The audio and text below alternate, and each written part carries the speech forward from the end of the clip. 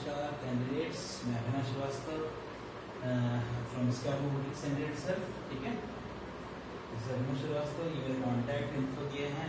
आज मैं आपके सामने लाया हूँ ऑप्टिक्स की कुछ प्रॉब्लम्स।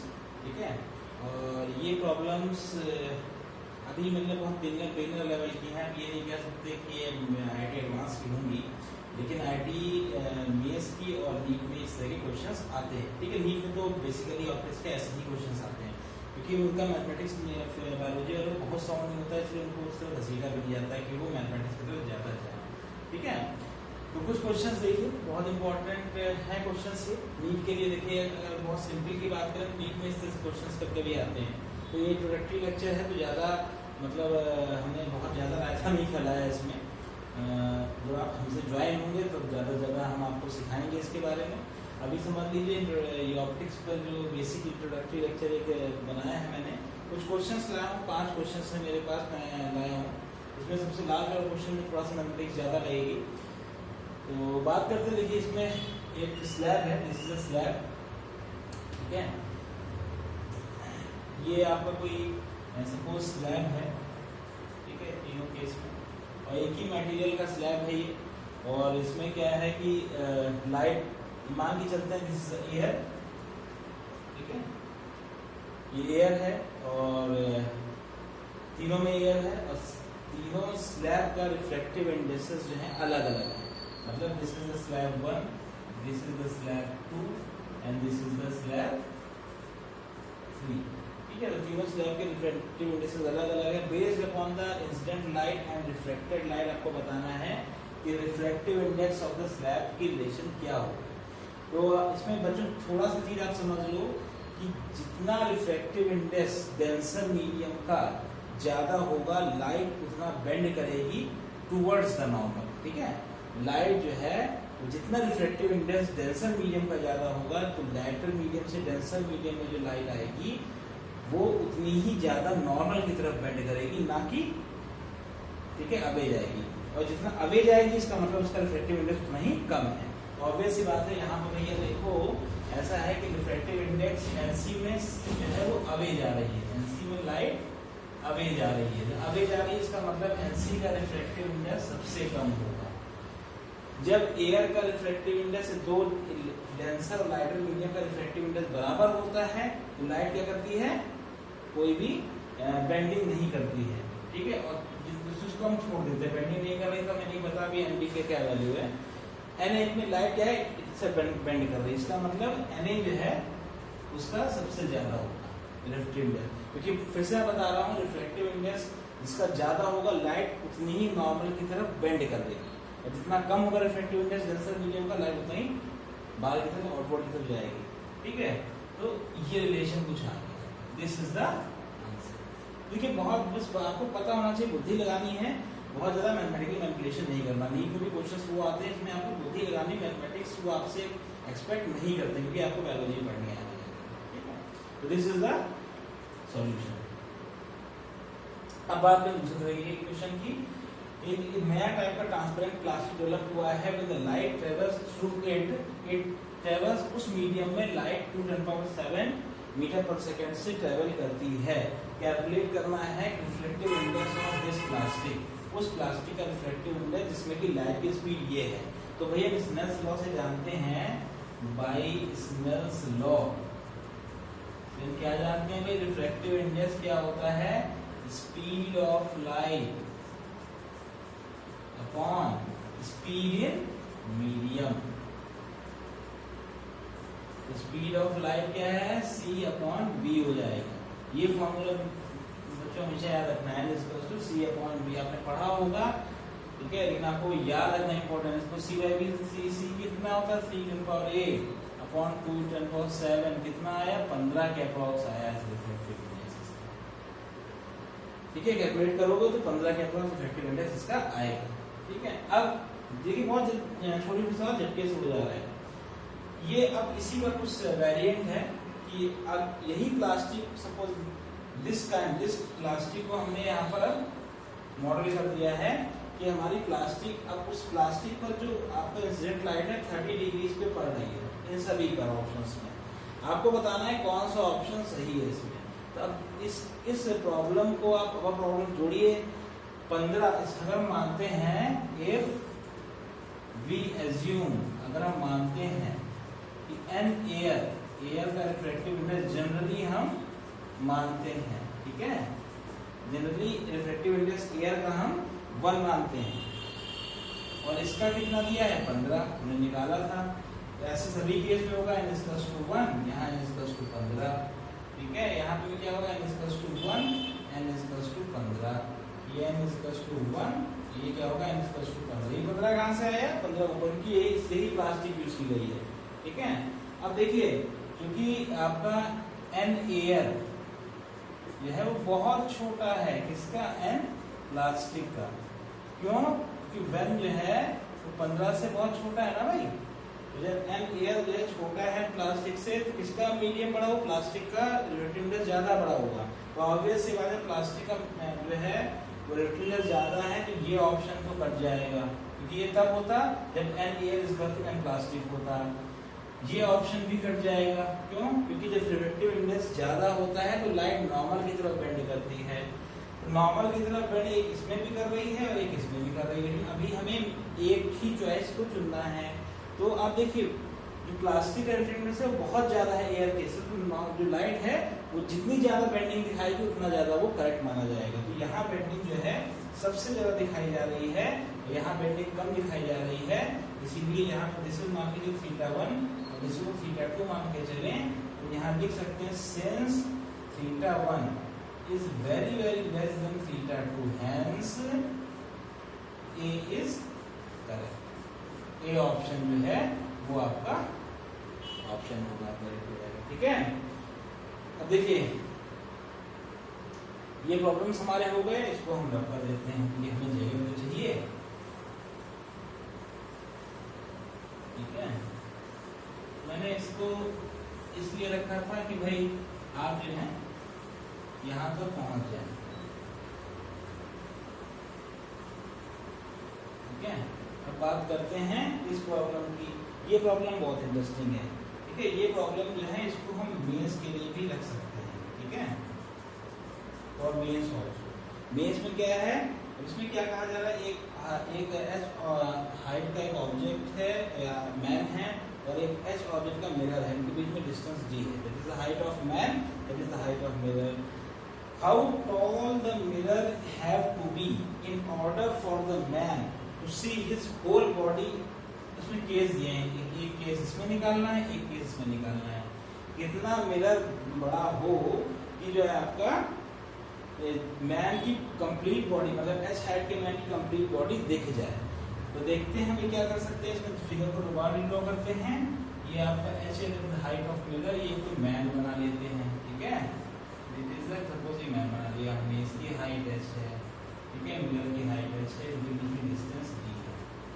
अगर आप ध्यान से देखें तो किसी ऑब्जेक्ट की किसी मिरर पे जो आपका जो बनती है इमेज बनती है, कैसे बनती है, तो पहले हम मान के चले कि इसके हेड पार्ट की लेंथ L1 है और बॉडी पार्ट की लेंथ L2 है। L1 क्या है, सिर्फ हेड का, L2 क्या है, बॉडी का है, ठीक है। तो अगर आप यहाँ से देखें तो मिरर से जो डिस्टेंस बनेगी वो अगर इसकी आईज ये हैं, ठीक है, तो मान के चलिए इस तरह से कोई रे आ रही होगी हेड से जो इसकी आंखों तक जा रही होगी, ठीक है। उसी तरह बॉडी से कोई आपकी यहाँ से आपको फुल लेंथ बनना है, यहाँ से कोई इमेज आ रही होगी और वो इसकी आंखों में जा रही होगी। ये भी सपोज θ1 मान लीजिए, ये θ2 मान लीजिए, तो ये बनेंगे तो आइसोसेलेस ट्रायंगल, ठीक है। तो केवल अगर हम आइस की बात करें तो क्या होगा, हाफ ऑफ L1 पे हमारा पहला रिफ्लेक्शन का पार्ट आएगा और हाफ ऑफ L2 पर, क्योंकि आपका जो है इमेज बनने की जो आपका क्या से कहते हैं मार्जिन है, जो आपका डिस्टेंस है, जो बॉडी की इमेज फुल इमेज बननी है। तो हेड की हम अलग मान रहे हैं, हेड में आईज है, ठीक है, और बॉडी की अलग मान रहे हैं। तो आपका जितना हाफ L1 पे, मतलब इस हाफ L1 पर आपका पहला रिफ्लेक्शन पहुंचेगा, ठीक है, और हाफ L2 पे रेस्ट बॉडी का रिफ्लेक्शन पहुंचेगा। तो होगा क्या, कि जो आपका इमेज फॉर्मेशन होगा, इमेज फॉर्मेशन जो होगा वो कितना होगा, half L1 plus half L2 पर होगा। ठीक है, नहीं समझ में आ रहा तो एक बार गौर करिएगा कि रिफ्लेक्शन कहाँ कहाँ से, क्योंकि ये दोनों ट्रायंगल्स जो हैं, these two triangles are isosceles triangle. ठीक है, ये आइसोसेलेस ट्रायंगल है, इसलिए जो बॉडी का रिफ्लेक्शन पहुंचेगा वो हाफ L1 पे यहाँ पहुंचेगा, हाफ L2 पे यहाँ पहुंचेगा। ठीक है, तो अगर हम मान के चले इस हेड का, तो हेड का यू करके रिफ्लेक्शन आईज में जाएगा। ऐसे ही होल बॉडी का, बॉडी पार्ट से देखें तो यहाँ का रिफ्लेक्शन जो है फिर आईज में जाएगा। ठीक है, तो दोनों ही, क्योंकि इमेज तभी बनती है जब आईज में हमारा रिफ्लेक्शन जाता है। हेड का रिफ्लेक्शन कवर करने के लिए ये पार्ट, बॉडी को कनेक्ट करने के लिए ये पार्ट। बॉडी के लिए हमने L2 मान लिया, हेड के लिए L1 मान लिया, लेकिन जब हम टोपोलॉजिकली देखेंगे तो हाफ L1 और हाफ L2 से हमारा काम चल जाएगा, क्योंकि आईज तक जाने के लिए इमेज को, इमेज फॉर्मेशन इसी लेंथ पर हो जाएगा। ठीक है, लेकिन हम जानते हैं कि L1 प्लस L2 जो है वो तो h के बराबर है, h मतलब height of the whole man. तो half L1 plus half L2 मतलब इमेज फॉर्मेशन हाफ h पर हो जाएगा। तो आप यहाँ पे देख रहे हैं इस डी डिस्टेंस का कोई यूज है ही नहीं इमेज फॉर्मेशन के लिए, इसीलिए फॉर बोथ केसेस, ठीक है, फॉर बोथ केसेस आपका क्या होगा, कितना मिलकर होना चाहिए, जो h होना चाहिए, h होना चाहिए half of h, at least half h बराबर होना चाहिए फॉर बोथ केसेस। क्यों? क्योंकि ये d पे डिपेंडेंट है ही नहीं। चलिए इसको देख लीजिएगा। नेक्स्ट सबसे important thing is, next question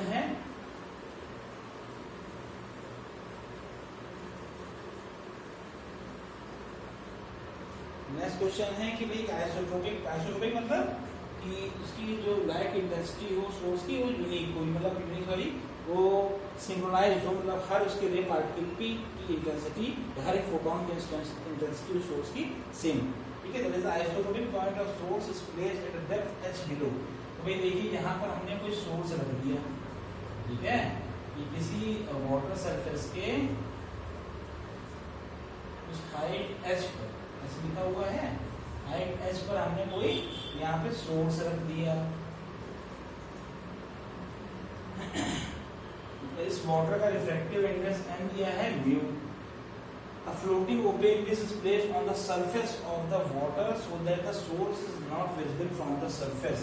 Source is not visible from the surface. यहाँ पे डिस्क रखी है सपोज, ठीक है, हम आप उसका रेडियस मान के चलते हैं, हम उसका डिस्क का रेडियस r मान के चल रहे हैं, ये सोर्स से h डिस्टेंस पे रखी है। लेकिन यहाँ पे क्या कहा जा रहा है, floating opaque disc is placed on the surface of the water so that source is not visible. Source यहाँ से विजिबल नहीं है, इसका मतलब क्या है, टोटल इंटरनल रिफ्लेक्शन हो रहा है यहाँ पर। टोटल इंटरनल रिफ्लेक्शन का मतलब कि रे इस डिस्क पे जा रही है और इस डिस्क से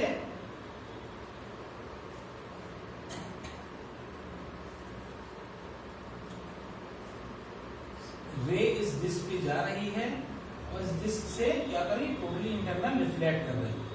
अभी तो हम बेसिक सेंटर में मान रहे हैं, मतलब इसके मिनिमम रेडियस पर भी, ये मिनिमम रेडियस मान के चले, तो इस मिनिमम रेडियस पर भी ये क्या करेगी, टोटली इंटरनली रिफ्लेक्ट करेगी। टोटल इंटरनल रिफ्लेक्शन,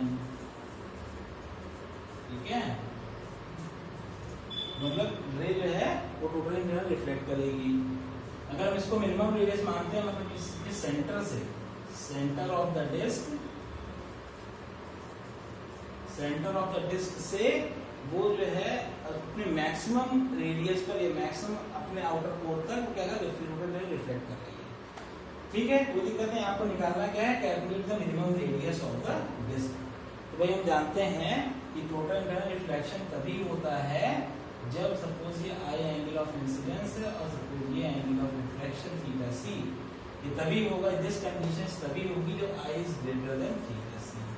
ठीक है, क्रिटिकल एंगल से ज्यादा होगा। अब निकाले कैसे रेडियस ऑफ द डिस्क, बताइए भाई। तो अब मान के चलते हैं सेंटर पर क्या कर रही है, फॉर कैलकुलेटिंग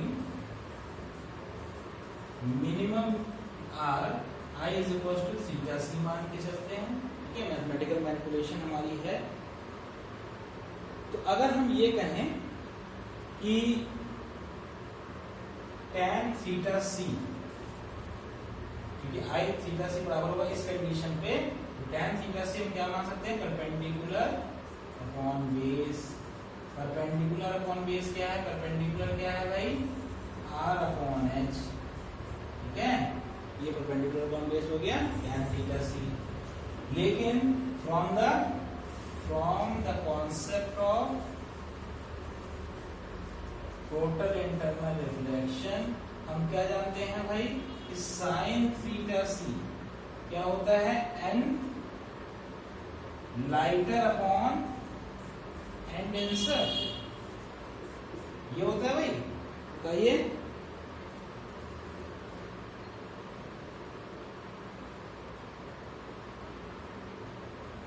ठीक है, तो साइन थीटा सी क्या होता है, लाइटर अपॉन डेंसर। लाइटर में क्या है, n है एयर है, डेंसर में क्या है, n है वाटर का, ठीक है। तो n एयर का क्या हो गया, 1 हो गया, वाटर का हो गया म्यू। अब बना लीजिए इसका ट्रायंगल अपना, तो क्या हो गया, अगर हम बेसिक बात करें थीटा से यहाँ के हिसाब से परपेंडिकुलर अपॉन हाइपोटेन्यूज, ये क्या हो जाएगा, म्यू स्क्वायर माइनस 1। यहाँ से अगर tan थीटा से निकालें तो यहाँ tan थीटा से क्या हो जाएगा, perpendicular upon base mu square minus 1। यहाँ से tan थीटा से निकालो, यहाँ पर रख दीजिए आप 1 upon root mu square minus 1। R क्या आ गया आपका, h upon mu square minus 1। This is the minimum radius of the disc for total internal reflection.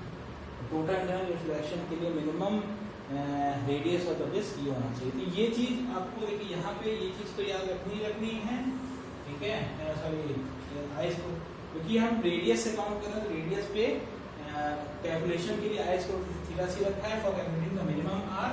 ये तो हमें पता है कि इससे ज्यादा होगा, अगर आई बड़ा होगा तो टोटल रिफ्लेक्ट कर ही जाएगी, लेकिन just at the point of time जब हम उसको जहां से TIR शुरू हुआ है उस कंडीशन पे आइस को थीटा सी, यहाँ पे इस केस में लाइट क्या करेगी, क्या होगी, लाइट बाहर जाएगी, ठीक है, यहीं पे रिफ्लेक्ट होके रह जाएगी। तो उसमें क्या लिखा है, हमें ये नहीं पता कि लाइट कितना बेंड होके आ रही है, पता है कि लाइट पास नहीं होगी, तो इस कंडीशन पर तो लाइट पास नहीं होगी, इसीलिए आइस को थीटा सी रखा है, ठीक है। पहले से आपको ये चीज याद रखनी है। दूसरा आपको ये चीज याद रखनी है, स्नेल्स लॉ से क्या होता है, फॉर एन लाइटर अपॉन, लेकिन ये केवल किसके टोटल इंटरनल रिफ्रैक्शन के लिए ही होता है, साइन क्रिटिकल एंगल पर n lighter upon n denser. Lighter कौन सी, एयर है, डेंसर कौन सा है, वाटर, ठीक है।